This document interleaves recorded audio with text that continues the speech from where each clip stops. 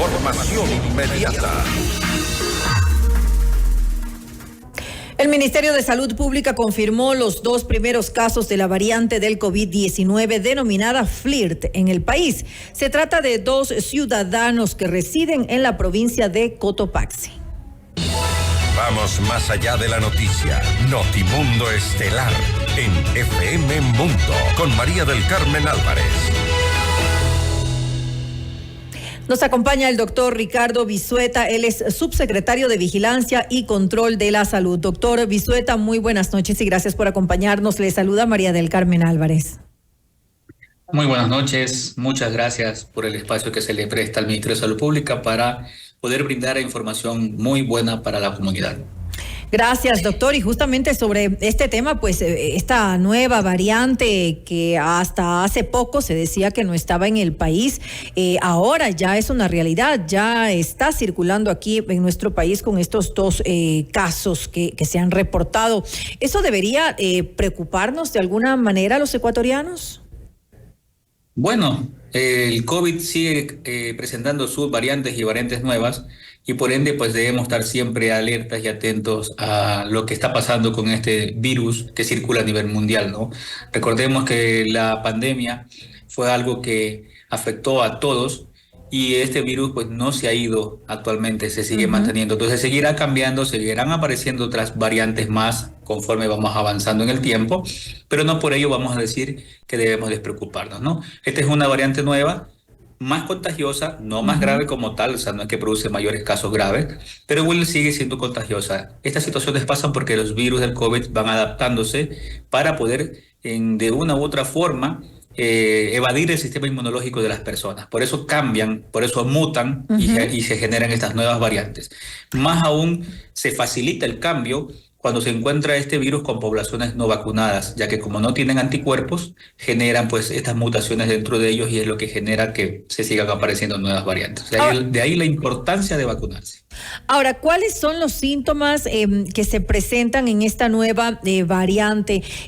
Según lo que he escuchado, son muy parecidos a los de una gripe común y corriente. Sí, los síntomas siguen siendo muy similares hasta los que ahora conocemos nosotros. Esta nueva variante simplemente suma a esta tos, a esta leve fiebre, a este leve malestar, dolor de garganta, suma otros síntomas como por ejemplo molestias gastrointestinales como diarrea un poco leve, un poco de vómito, pero lo que más ha caracterizado a esta nueva variante comparada con las últimas, más que nada con la pirola, es que genera en algunas personas la pérdida del olfato y del gusto, lo altera. Entonces, si yo en este momento presento síntomas como que tengo un cuadro gripal, y sumo a ello, por ejemplo, que estoy con tos, con congestión nasal y me ha dado diarrea, debo sospechar que tengo COVID. Más aún si he perdido el olfato o tengo una alteración en el gusto, o sea, las cosas dulces no me saben muy bien, las cosas saladas tampoco las siento muy bien, debo sospechar que tengo COVID y debo buscar asistencia sanitaria. Ahora, justamente eso le iba a preguntar, lo idóneo en esos casos, cuando puede haber una sospecha de que esto no es una gripe común y corriente, sino que podría ser esta nueva variante del COVID. ¿Qué hacer en ese caso? Porque muchas personas lo que hacen es que se automedican, digamos, y no sé si el tratamiento es el mismo o hay alguna diferencia. Bueno, lo principal que debemos tener en cuenta toda la población y todos nosotros es que con cualquier infección respiratoria, por muy leve que parezca en un inicio, se puede complicar con el pasar de los días. Claro. De ahí la importancia de no automedicarse, sino de buscar asistencia sanitaria, porque no necesariamente el único virus que circula actualmente es el COVID. Hay otras circulaciones virales como el virus de la influenza, parainfluenza, que también generan cuadros respiratorios, virus sistema respiratorio, y hay otros virus más que nos pueden generar problemas leves a severos. Entonces, cualquiera que yo tenga, yo debo buscar esa atención médica, no automedicarme porque no sé lo que tengo. Y si me comienzo a tomar medicamentos para la gripe, analgésicos, medicamentos para la tos, y después de una semana que ya he pasado con todos estos síntomas y visto que no me he mejorado y me comienzo a complicar, puedo generar hasta una neumonía viral y terminar pues con algún cuadro muy grave, ¿no? Es decir, no es el mismo tratamiento para quienes estén contagiados con este virus, con esta nueva cepa del COVID-19, tienen que recibir medicina distinta, un tratamiento especial, como para que quienes nos escuchan sepan acerca de esto. No, no necesariamente. Recordemos que el COVID es un virus. Y las infecciones virales como ENDE no tienen un tratamiento específico, es decir, yo tengo que tomar este medicamento si tengo COVID, este otro medicamento si tengo influenza, o este otro medicamento si tengo para influenza. No.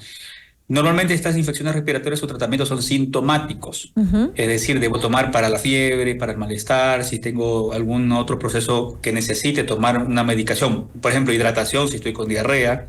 Recordemos que la pérdida del olfato y pérdida del gusto se recuperan solos, no existe un medicamento para ello, va a depender de la carga viral que tenga yo y de mi propio sistema inmunológico, como yo me defienda. Sucede que a veces la gravedad de los cuadros se debe a que el paciente se toma medicamentos que no corresponden, como por ejemplo antibióticos, alterando el cuadro o sumando otras patologías más aún si tiene una enfermedad o una comorbilidad anexa, preexistente, diabetes, claro, hipertensión, VIH o algo así. Yo me voy a poder complicar más fácilmente que el resto de la población. Por eso no debo automedicarme, sino ir al médico y el médico me dirá cuál es el tratamiento oportuno y adecuado que debo recibir. Ahora, en este caso, ¿cuánto tiempo deben permanecer aisladas las personas que han sido contagiadas? Bueno, normalmente la transmisión de un cuadro respiratorio dura por lo menos la carga viral o la forma de transmisión entre 5 o 7 días. Lo ideal es que si yo estoy con un cuadro respiratorio en este momento, si estoy dentro de mi domicilio, debo usar mascarilla para no contagiar a mi familia. Si estoy enfermo, no debo ir a mi sitio de trabajo o a estudiar o al colegio o a la escuela, en el caso de los niños, para no contagiar a más niños, si no, no vamos a poder cortar la cadena de transmisión, porque vamos a convertirnos en una persona que sigue transmitiendo el virus a otras personas. Entonces, de ahí la importancia de que si estoy enfermo, me debo tratar yo mismo de aislar del resto de mi familia para no contagiar a los demás. Usar mascarilla, lavarme las manos, usar alcohol gel. Si voy al baño, porque es el único baño que tiene mi casa, y lo utilizo, pues tratar de limpiar las superficies que yo toqué para evitar que mi familia también se contagie. Lo que hemos venido repitiendo durante mucho tiempo, pero lamentablemente no vemos pues que las personas toman estas precauciones ni estas medidas en determinados casos. Ahora, ¿qué se sabe de estas dos personas que han sido contagiadas de Cotopaxi? ¿Cuál es la situación de ellos al momento? ¿Cómo se encuentran? Bueno, como antecedente es una persona de 24 años y una de 42. Ambas personas estaban vacunadas, eso es una gran ventaja para ellos. Ambas personas al momento se encuentran clínicamente estables en sus domicilios, con tratamiento ambulatorio. Ninguno de ellos tuvo complicaciones.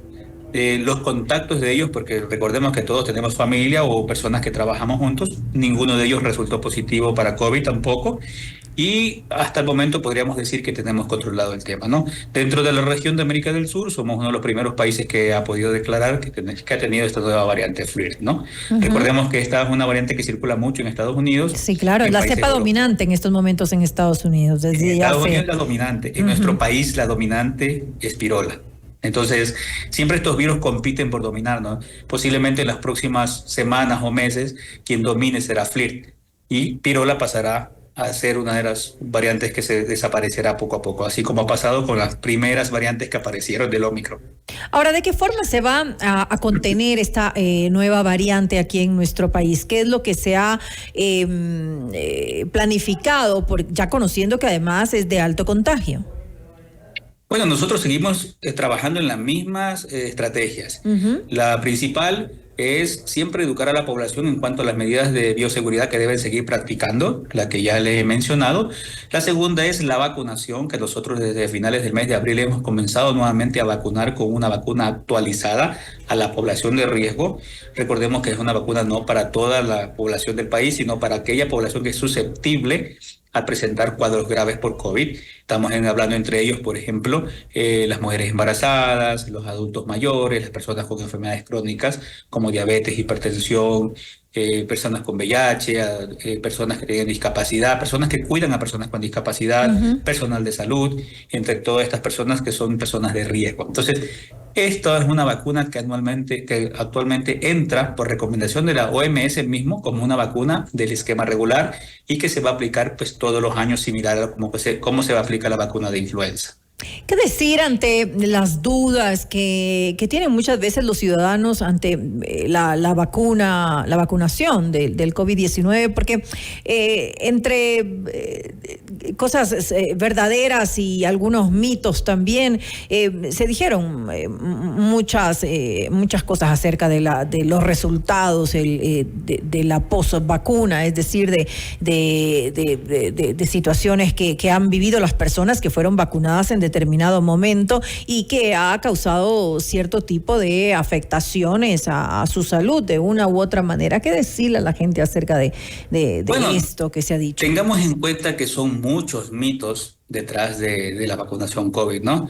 Nada de esas situaciones que las personas exhiben como mitos tales están confirmados o comprobados, a diferencia de sí las acciones que la vacuna ejerce sobre quien se aplica la vacuna. Es decir, hay que tener en cuenta que el COVID como tal, como enfermedad, puede generar hasta 200 secuelas posterior a usted sufrir un cuadro clínico de COVID, por muy leve, moderado o severo que sea.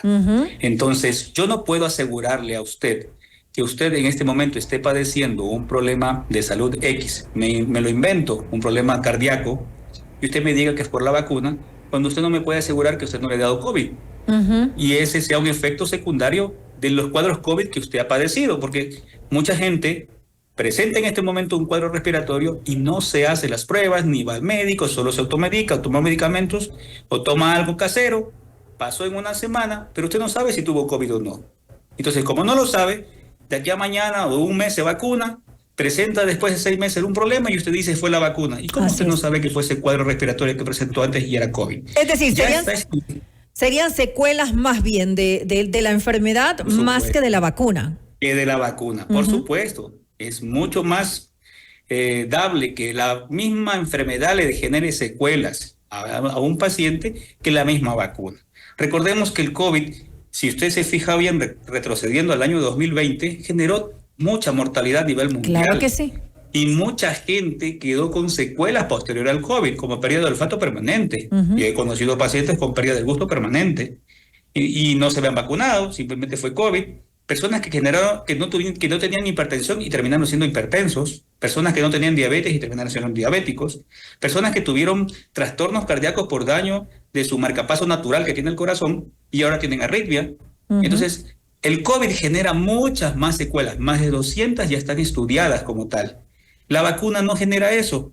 No se ha podido determinar que sea la vacuna, sino más bien la enfermedad la que genera los problemas. De ahí la importancia de que yo me vacune para generar inmunidad frente a este virus que en cualquier momento me vuelve a atacar. Porque el COVID seguirá mutando para evadir mi sistema inmunológico. Por eso el COVID muta, para cambiarse, digamos que camuflarse y volver a pasar desapercibido, pero la vacuna lo que hace... Para evadir esa inmunidad en todo caso. Correcto, la vacuna lo que hace es tenerme a mí alerta todo el tiempo. Entra el virus y lo atrapa, para evitar que vaya a afectar algún órgano de mi cuerpo. Importante aclarar estos mitos que se han generado acerca de las secuelas de la vacuna, cuando en realidad estaríamos hablando que son secuelas de la enfermedad como tal. Le quiero agradecer al doctor Ricardo Vizueta, él es subsecretario de Vigilancia y Control de la Salud, por habernos acompañado en este espacio. Muchas gracias a ustedes por el espacio y espero que la comunidad tome en cuenta las recomendaciones que ha emitido el Ministerio de Salud Pública, ¿no? Una muy buena noche. Noticias, entrevistas, análisis e información inmediata.